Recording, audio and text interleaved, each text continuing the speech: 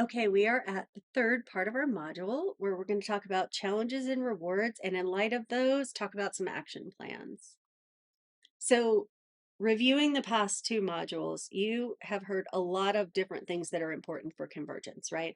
So, shared understanding, culture of safety, lots of shared language and appreciation of other ways of knowing, clarified roles, responsibilities. And the thing that is probably obvious to everybody about that is that it all takes time. So we have to think about balancing the time that's taken and explaining to ourselves and setting up the conditions for all of that time to pay off. I'll start with the challenges by sharing this one really great paper that summarizes in organizational theory the opportunity costs of interdisciplinary research. So Aaron Leahy and Christine Beckman and Terence Stanko put out this really useful paper called Prominent but Less Productive, The Impact of Interdisciplinarity on Scientists' Research. So it talks about the fact that there are lots of difficulties involved in all of those time intensive prerequisites that were mentioned on the slides before. So, grasping ideas and perspectives from another field is cognitively taxing and time consuming. Working with diverse collaborators from multiple disciplines can produce frustration and conflict, and reviewers may have difficulty digesting and evaluating cross disciplinary products. So, that quote's great because it says a lot. It says it's hard to do, it might create interpersonal conflict, and once you do it, people might not know what to do with the output. So that's all tough. And the upshot of that is as well that the challenges may lengthen the time to publication and therefore depress scholars' productivity. So that's starting with a pretty dark picture, admittedly, and I think it's important to look at that. So there are a lot of observed costs and benefits for the individual researcher. So we'll now kind of talk about them together. On the cost time, it takes longer to write and align schedules in a bigger group. There's potential for disagreement. There's potential that your impact might not be as obvious to everyone in your career path because you're having to share the credit. There's also the difficulty of sharing resources because if you share it the same pie with more people, there's less pie for you. And then there's the high cognitive load just to understand all these different multiple domains. On the other side, for individuals, you have the possibility of higher impact publications with a broader reach of those publications. You've got new networks and methods and questions and problems that you're getting to address. So there's all that innovation. There's a robust student pipeline with cross-pollinating all these different people and different disciplines. And then there's really what I have found is an enriched personal and professional life, and it keeps you curious. So those are sort of the pros and cons weighed out by individual researcher impact. There's also a way to draw from the literature in this area to talk about the pros and cons of the actual offering. So these are the research outputs. We find that some of the outputs have ambiguous identities, so they're harder to publish. Is this a materials paper or a sociology paper or what is it? And that can be a challenge. It's also harder to understand for people because they will include information about different fields, and therefore it can be devalued or not quite understood if it doesn't resonate with people. That can in itself lead to lower productivity overall due to the cognitive and collaborative challenges. On the pro side, though, when you do get it published, it can gain a broader appeal and greater visibility. More different kinds of people are seeing this. And then really what I think of it as the real payoff is that your atypical idea combinations are where the novelty come from. And that is where the real impact of the research is happening.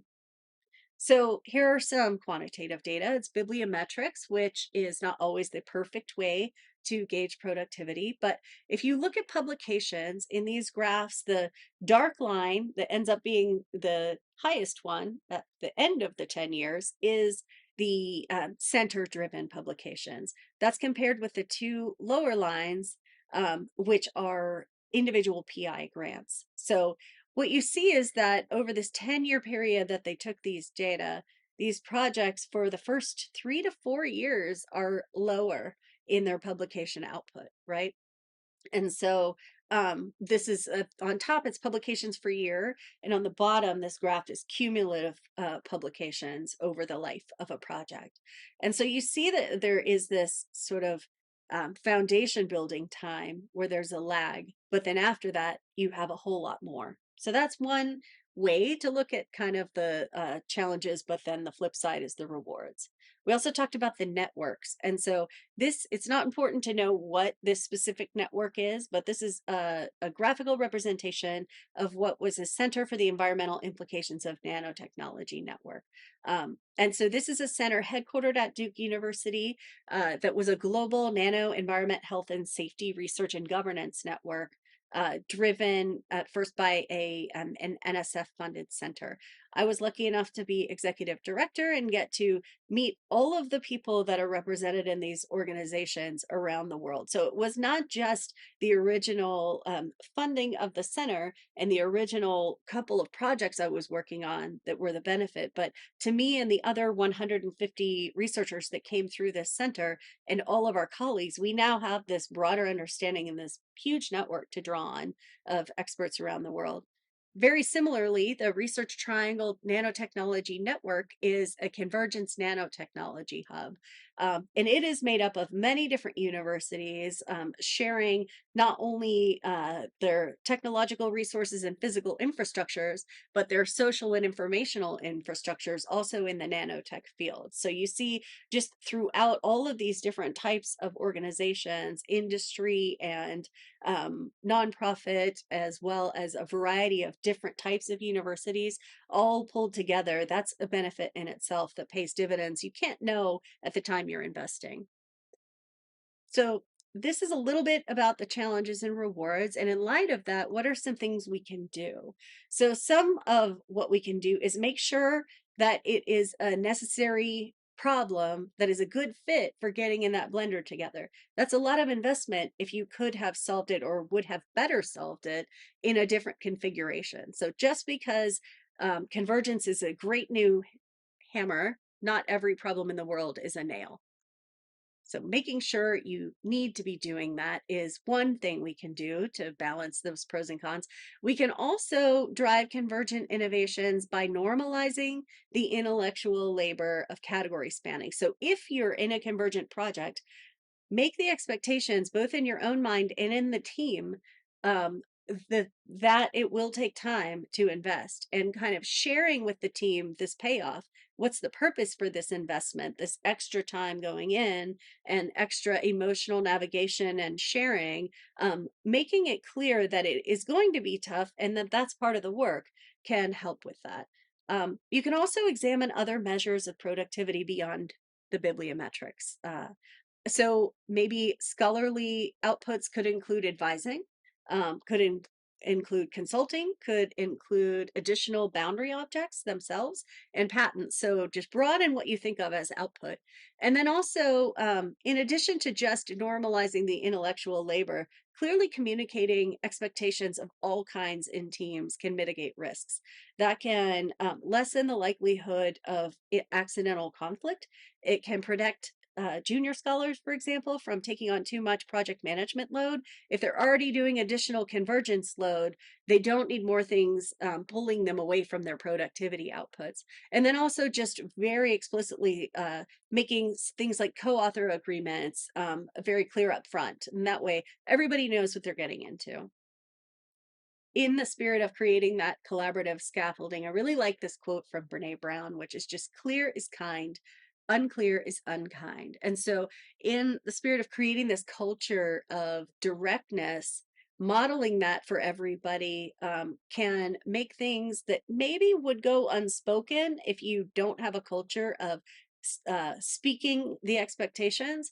It can make it the norm within a team to be very clear and for that to be not only okay but welcome, and that provides a tool for individuals and teams to be ready for it, and it makes everything explicit in all directions that way.